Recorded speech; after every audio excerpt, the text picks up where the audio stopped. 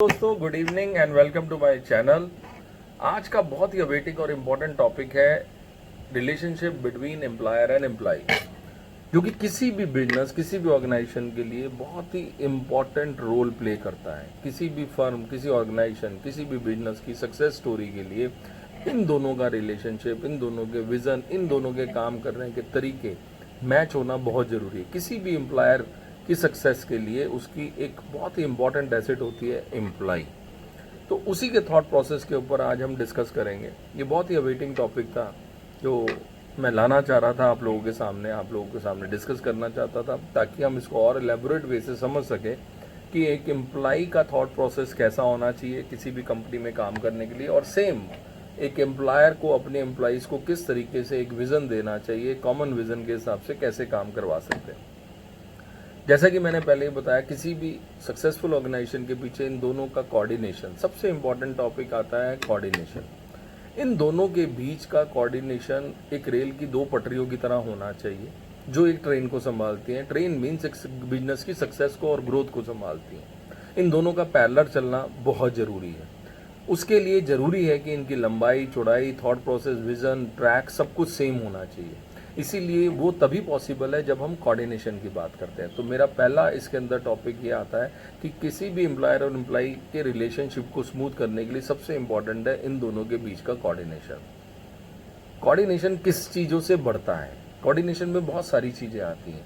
पहली चीज़ कोऑर्डिनेशन में सबसे इंपॉर्टेंट होता है कि किस विज़न के साथ काम करना है। कॉमन विज़न, जो विज़न एम्प्लॉय और एम्प्लॉयर को एक ट्रैक पे चलाने के लिए मजबूर करते हैं। इसका नाम मैं मजबूरी इसलिए कह रहा हूँ कि विज़न बनाते हुए बहुत सारी चीज़ों का ध्यान रखा जाता है। कई बार हम एम्प्लॉयर और एम्प्लॉय दोनों के थॉट प्रोसेस को मैच करके एक विज़न प्लान करते हैं, प्लस मार्केट अंडरस्टैंडिंग के हिसाब से एक विज़न तैयार करते हैं। तो वो विज़न कॉमन होना चाहिए। उस विज़न के हिसाब से ही एम्प्लॉयर को अपना पूरा स्ट्रक्चर डिज़ाइन करना पड़ेगा और एक एम्प्लॉय को उसी स्ट्रक्चर के अकॉर्डिंगली काम करना पड़ेगा, ताकि एंड गोल क्या हो कि मेरा वो विज़न कंप्लीट हो, मेरा वो जो थॉट प्रोसेस है वो अचीव हो, मेरे जो टारगेट्स हैं वो अचीव हो, कंपनी की प्रॉफिटेबिलिटी मेंटेन रहे। तो first of all coordination, and second is vision should be common. दोनों के विज़न मैच करने चाहिए।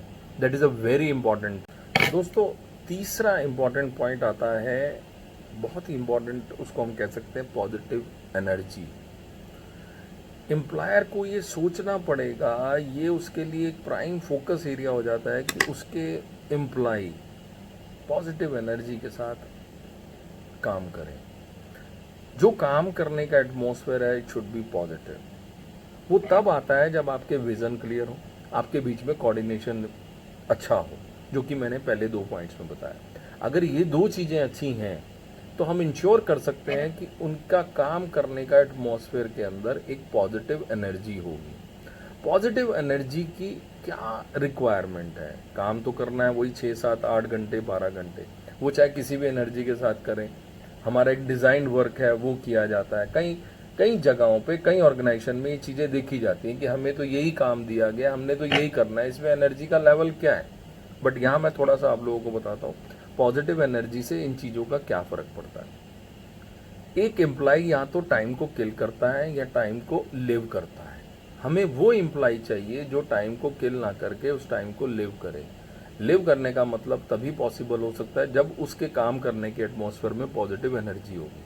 तब वो काम को, अपने वर्किंग आवर्स को किल नहीं करेगा, उसको एंजॉय करेगा, उसको और प्रोडक्टिव बनाएगा। कोई भी काम अगर पॉजिटिव एनर्जी के साथ किया जाता है तो उसका जो नेट रिजल्ट ऑफ प्रोडक्टिविटी होता है वो बहुत ही इम्पैक्टफुल होता है, वो बहुत ही ज़्यादा होता है, क्योंकि वो काम दिल से किया जाता है। और मेरी एक बहुत पुरानी फिलॉसफी रही है, अगर कोई भी काम करना है उसके लिए दिल और दिमाग एक जगह पे होने चाहिए। अगर आपका दिल कहीं और है और दिमाग कहीं और है तो उसका रिजल्ट अच्छा नहीं आता। तो ये हमारे लिए, एक एम्प्लॉय के लिए, एक एम्प्लॉयर के लिए ये बहुत इंपॉर्टेंट हो जाता है कि अपने एटमॉस्फेयर, वर्किंग एटमॉस्फेयर, अपने ऑफिसेज में, अपने फैक्ट्रीज में, अपने जो भी प्रेमिसेस में वो काम का उनका स्ट्रक्चर डिज़ाइंड है, उसके अंदर एक पॉजिटिव एनर्जी होनी चाहिए। उसके बहुत सारे वेज हैं, वो आप लोग अपने काम के डिज़ाइन के हिसाब से डिज़ाइन कर सकते हो, आपके एरिया के हिसाब से डिज़ाइन कर सकते हो, आपके वर्क फोर्स के हिसाब से डिज़ाइन कर सकते हो। अगर आप चाहते हो कि इसके ऊपर मैं एक और वीडियो बनाऊं तो प्लीज़ आप उसको कमेंट्स में डाल सकते हैं, क्योंकि मैं आपको ये बता सकता हूं कि अपने एटमॉस्फेयर को पॉजिटिव कैसे बना सकते हैं, उसके अंदर कैसे पॉजिटिव एनर्जी को रन कर सकते हैं। वो मैं एक सेकंड टॉपिक्स पे या सेकंड वीडियो में आप लोगों से ज़रूर एलेबरेट करूंगा। अगर आप लोग चाहते हैं तो प्लीज़ मेरे कमेंट बॉक्स में डाल दें, तो मैं ये टॉपिक लेके आपके पास दोबारा आऊँगा।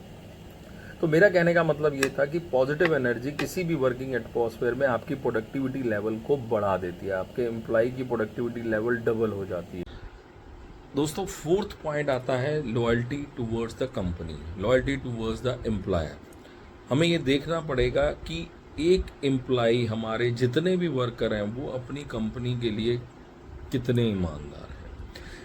फिर वही बात ये लिंक होती है, या तो हम टाइम को किल करेंगे या टाइम को लिव करके लाइफ अपने प्रोडक्टिविटी को इन्हेंस करेंगे। वो डिपेंड करता है कि वो एम्प्लॉय कितना ईमानदार है अपने काम के प्रति।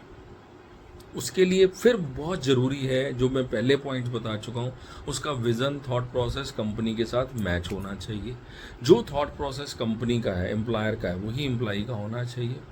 उसका कोऑर्डिनेशन कंपनी एम्प्लॉयर के साथ इतना अच्छा होना चाहिए कि उसके विज़न में कोई कन्फ्यूज़न ना हो, उसके थॉट प्रोसेस में कोई कन्फ्यूज़न ना हो। जैसे कि मैंने पहले बताया आपको, एक पैरेलल ट्रैक की तरह चलना चाहिए। तो ये बहुत ज़रूरी है कि वो कितना ईमानदार है अपनी कंपनी के लिए, उसके काम करने में कितना जज्बा है, कितनी ईमानदारी के साथ वो काम करता है, अपने वर्किंग आवर्स को कितना प्रोडक्टिवली यूटिलाइज करता है। वो टोटली डिपेंड करता है कि वो कितना दिल से काम कर रहा है। फिर मैं बात वही कहूँगा कि काम करते हुए दिल और दिमाग एक जगह होना चाहिए, तभी रिजल्ट्स आते हैं, तभी प्रोडक्टिविटी इन्हेंस होती है। तो दोस्तों, ये हमने बात करी एक एम्प्लॉय का टूवर्ड्स द एम्प्लॉयर रिलेशनशिप कि उसमें 4 मैंने आपको मेन पॉइंट्स बताए जिसके बारे में हमने डिस्कस किया। अभी बहुत स्मॉलर पॉइंट ऑफ व्यू से मैंने डिस्कशन किया। अगर आप में से मेरे कोई भी व्यूअर्स चाहते हैं कि इन पर्टिकुलर पॉइंट्स को मैं और एलेबरेट करके विद एग्जांपल्स आपसे डिस्कस करूं, तो मेरे को प्लीज़ कमेंट करके आप बता सकते हैं, ताकि मैं नेक्स्ट टॉपिक में आपको इनके बारे में हम और डिस्कस कर सकें। तो ये टॉपिक मैं आगे कंटिन्यू भी करूँगा। अभी मैं इस वीडियो को यहीं ख़त्म करता हूँ और वेट करता हूँ आपके कमेंट्स की, और उम्मीद करता हूँ आपको ये मेरी वीडियो पसंद आई, और आगे भी आपको इस तरह की बहुत सारी वीडियोस मिलेंगी जिसमें हमारे थॉट प्रोसेस और हम एलेबरेट करेंगे और कोशिश करेंगे कि इस पर्टिकुलर टॉपिक के ऊपर मैं अभी कंटिन्यूस वीडियो बनाऊंगा, जो कि बहुत इंपॉर्टेंट टॉपिक है, employee and employer relationship. Thank you दोस्तों, शब्बा खैर।